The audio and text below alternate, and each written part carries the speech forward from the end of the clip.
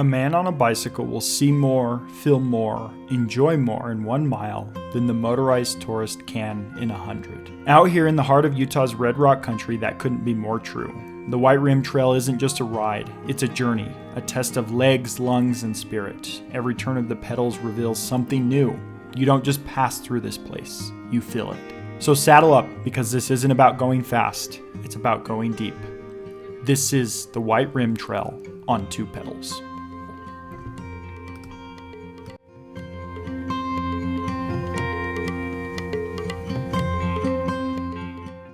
The suffering and the misery is really starting to set in now. It's not so much that the riding is hard. My legs are not worn out. It's just the rattling. You just get beat to pieces on this trail. It's like no mercy the whole time. All right, so I'm headed down to do the White Rim Trail on my gravel bike in Moab, Utah. I'm lucky enough to live super close to Moab. It's like a 3-hour drive, so I can just put my bike in the back of my car, drive down, do it, and drive home. The idea is to be a one-nighter for me. I'm not actually gonna sleep on the trail. I'm gonna park, sleep in my truck, wake up, do the whole thing, and then drive home. I'm not a huge bike packer, but I do like long adventures. So I think for me personally, instead of staying overnight on the White Rim, I'd rather just stay on the trail and then get it done in one day. In total, it's about 98 miles and between 5,000 to 7,000 feet of climbing, depending on what map you look at. I'm also completely unsupported. So as you can see, there's no one else in the car with me. This is completely solo. I am carrying everything I need for the day. The big idea here was water, focusing on having enough water for the entire trip. So I have a 3-liter Camelback that I'm taking. I have 2 liters that are going on a bike bag on my frame. And then I have 3 water bottles on the bike as well. I drink a lot, so the goal was to have just over 8 liters of water. I'm lucking out that it's not gonna be super hot. I was planning on 80 degrees, my maximum. It's actually not, I don't think it'll get over 70 on the ride, so it'll actually be really nice. It rained yesterday, so it shouldn't be super dusty. So we're really gonna luck out on this ride. I think it'll be really good. I'm planning on 10 hours. That's a rough estimate just because I've never done this trail. I have no expectations. I have no idea what to expect. I've just heard of it a lot. I've wanted to do it for a while, so I've put together kind of a plan, thinking about how long it'll take me. On most long kind of climbing rides, it's about a 10 miles an hour. So you figure 100 miles, I'm about 10 hours or so. The way I'm doing it is I'm actually parking at the bottom of the first climb. So I'm parking at what's called Mineral Bottom. And the idea behind that is that I will do the big climb first thing in the morning when it's still dark, not windy, not super hot, and have that out of the way so that when I finish, it's basically a more or less flat descent back to my car. That way I'm not finishing on the climb. I know a lot of people that do this will start on the Shafer Switchbacks down.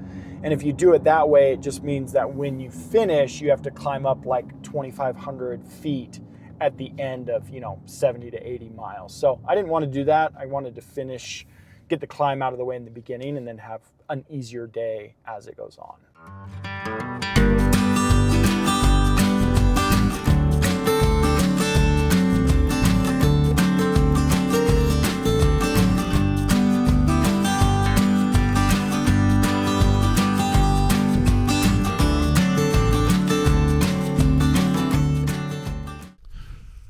All right, good morning. We're just about to get started.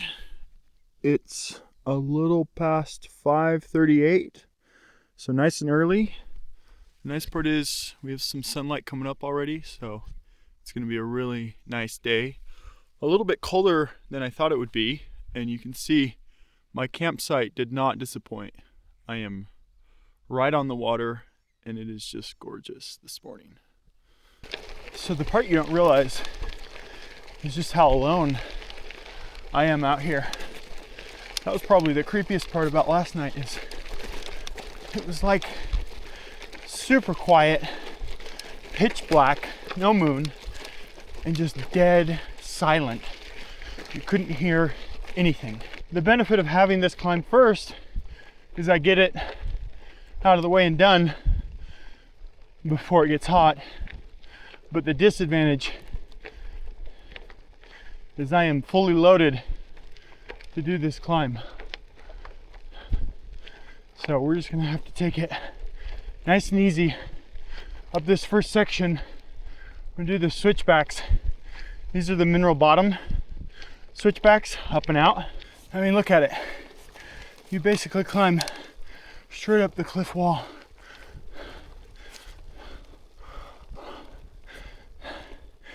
I think it's like a 9% gradient up this thing with 50 extra pounds. Definitely getting my money's worth on this climb. All right, here I am. I'm almost to the top of the first climb. You can see the river behind me. That's where I slept. So the nice part is I don't have to go up this to finish, but man, that thing's a doozy. You can see the road snaking back over there and then back down. All right, so we're up on top of the rim now. You can see the sun is about to come up. Nice and early, perfect weather, not a drop of wind. I've got this like smooth gravel up on this plateau for probably about 20 miles or so till we get to the Shafer descent. Nothing super interesting on this trail, but still just a gorgeous morning.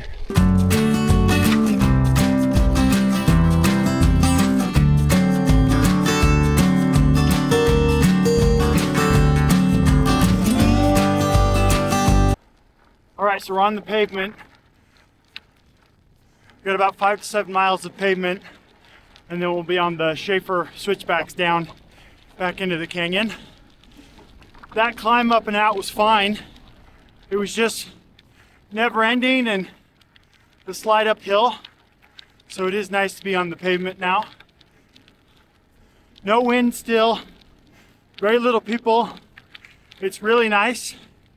The only thing I really haven't planned for is this pack is really killing me. A lot of extra weight on my back, so I'm gonna try and drink through that water as quick as I can. But yeah, here we are on the road. I don't know how far out you can see, but that's Canyonlands out there. Oh, and it just looks amazing. Crystal clear and gorgeous. Too bad it's not paved the whole day. That would be nice. All right, this is officially the entrance to the Shafer descent, the famous switchbacks that I think everyone takes a picture of and posts on Instagram.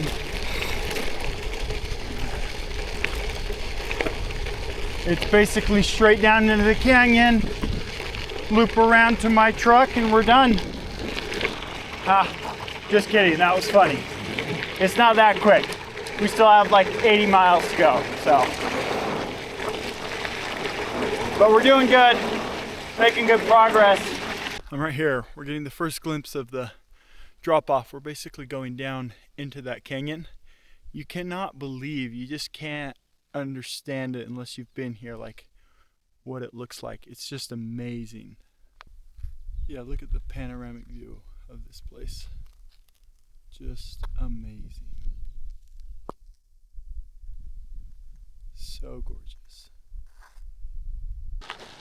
I really want to stop and take in more of this view, but kind of on a schedule, and I can't sit here all day enjoying it. Oh, I'm glad I chose to do the climbing first thing and not to finish on the Shafer.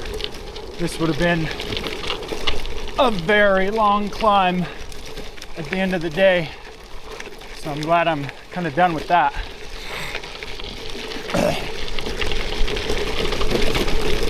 There's still a lot of climbing left, but I don't have to finish on this 2,000-foot vertical wall. Oh.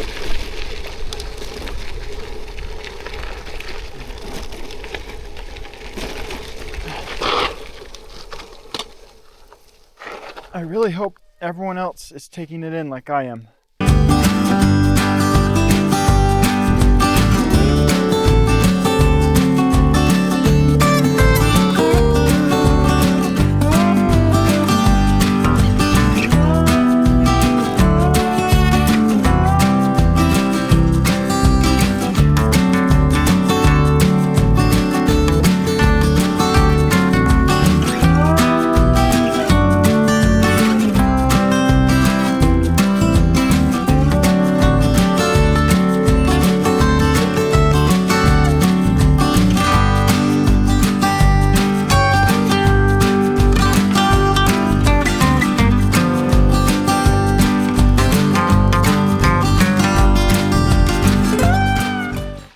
right, down the Shafer Switchbacks. You can see them way back there now behind us. It actually wasn't too bad.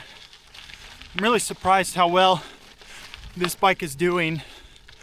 I was nervous that I would need a full mountain bike, but this gravel bike, the Canyon Grizzle, is working really well for it. I would say at a minimum, you need 45 mil tires. I'm running 45s. I'm about 35 PSI or so, and they are working really well for me. I'm having a good time on them.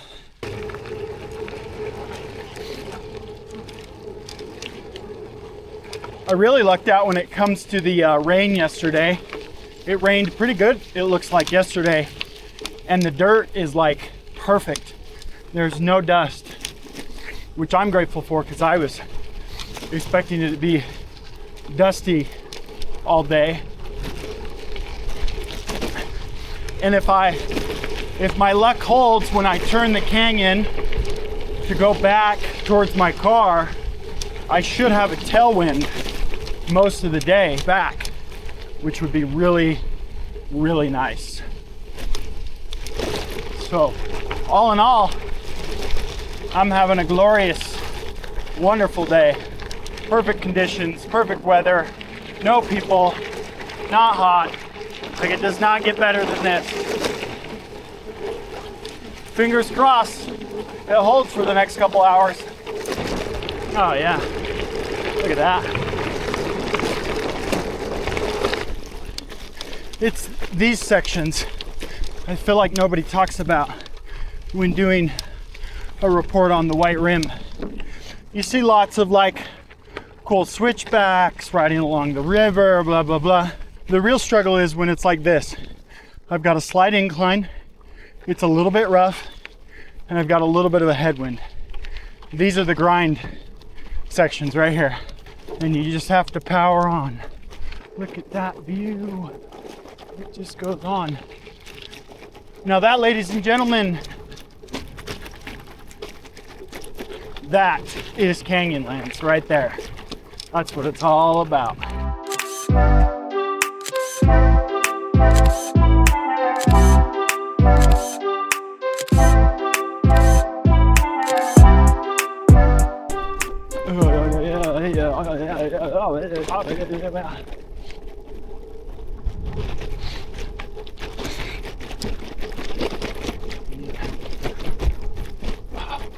Oh, these sections are so rough on your body.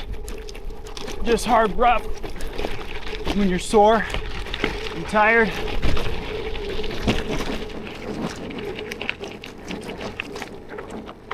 Just talking to myself. Whoa.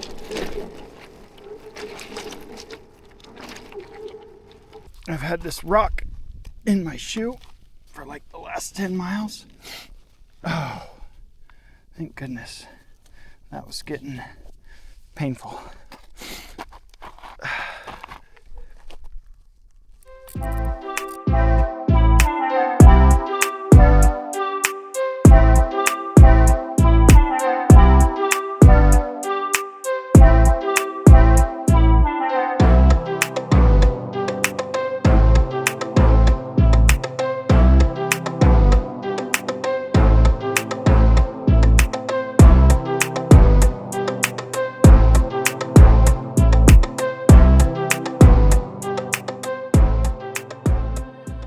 Yeah, the misery and the suffering is really starting to set in now. We're just over halfway, quite a bit over halfway now, but it's not that my legs are tired from riding. The trail just beats you to pieces. It's just relentless, and I'm not on a mountain bike, so I'm just getting battered. My neck, my legs, my heel, my back, everything is just super sore. The map says that the last half back down to the car is basically a steady downhill after one big climb. We'll see if that holds true. But yeah, pretty good view for lunch right here. Not too bad. Not a bad little spot for lunch. Got it.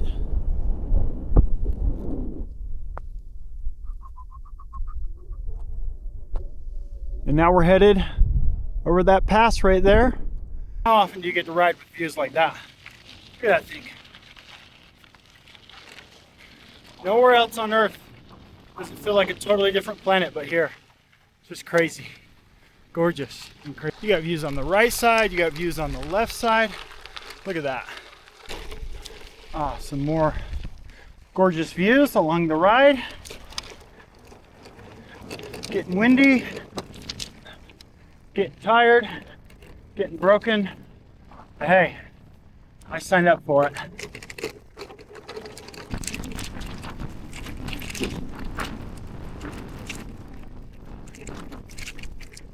Starting to get a blister on my hand right here from the rubbing.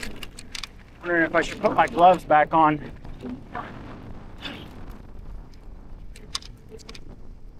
Okay, look at this thing. This is just wrong. We're just over 70 miles, 65 miles. And look what they put in. Like it's straight up the mountain.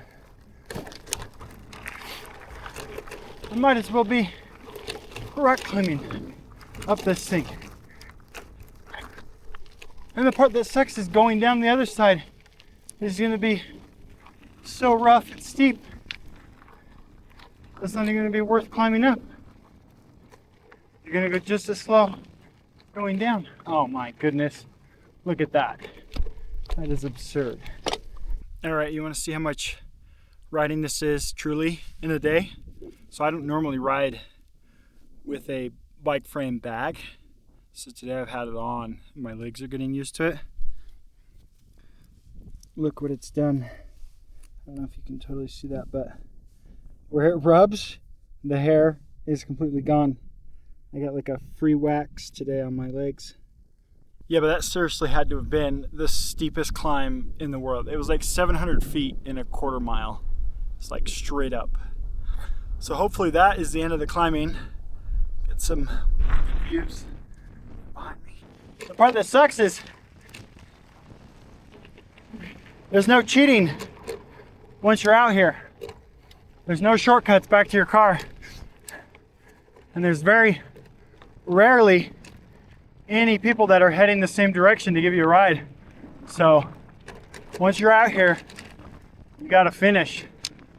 You're on your own. Gotta get it done. So right here is misery at its finest. I'm hot, tired. Oh, fetch. I'm in the sand, losing control. This is where you really find out what you're made of. True grit. All right, we're getting there. I haven't been sharing mileage updates just because I don't want to know what the miles are that are left either. But you can see the river. We're finally down about the same height as the river. Car is basically over that way still. But I'm feeling it now. I can't decide if it's worth just trying to rest for a minute or just power through at this point. But the suffering is real, that's for sure. Ah, look at that. Gorgeous view of the river. Right at river height. That's a good sign.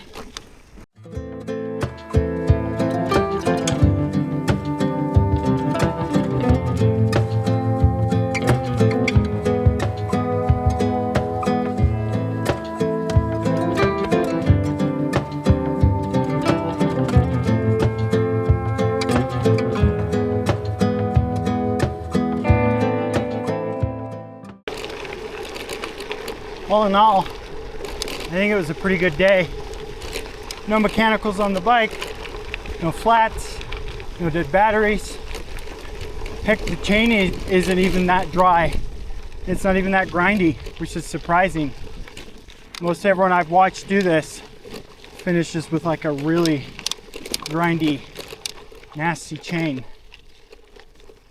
The only bummer is my stupid Apple Watch, not that Ultra.